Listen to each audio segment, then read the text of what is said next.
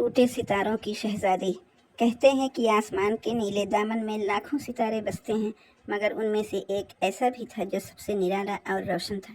وہ کوئی عام ستارہ نہیں تھا، بلکہ ایک ننھی سی شہزادی تھی جسے سب ٹوٹے ستاروں کی شہزادی کہا کرتے تھے۔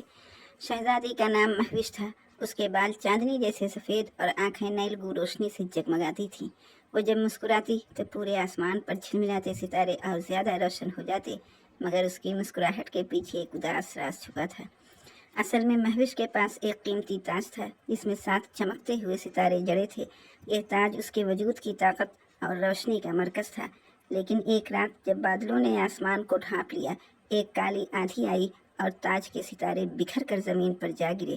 اس دن کے بعد سے شہزادی کی چمک مدھم ہو گئی۔ مہوش نے فیصلہ کیا کہ وہ اپنے ٹوٹے ہوئے ستاروں کو خود تلاش کرے گی۔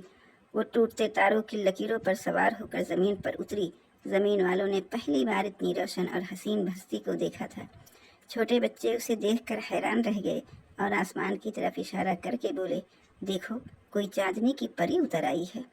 شہزادی نے اپنی تلاش شروع کی۔ جنگل کے کنارے اسے پہلا ستارہ ملا جو ایک پرندے نے اپنے گھونسلے میں چھپا رکھا تھا۔ پرندے نے کہا، یہ مجھے اندھیری راتوں میں روشنی دیتا ہے۔ مہوش نے مسکرا کر کہا، یہ روشنی تمہارے لیے رہے گی، میں تمہیں اپنی دعا دوں گی۔ یوں پرندے کو سکون مل گیا اور ستارہ واپس شہزادی کے پاس چلا آیا۔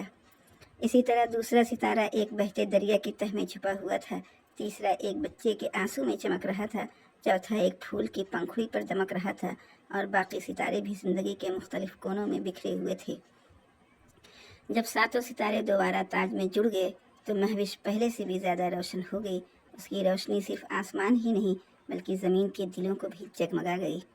شہزادی نے آخری بار زمین والوں سے کہا، یاد رکھو، ہر ٹوٹا ہوا خواب، ہر ٹوٹا ہوا دل جب محبت اور دعا سے جوڑ دیا جائے تو پہلے سے بھی زیادہ روشن ہو جاتا ہے۔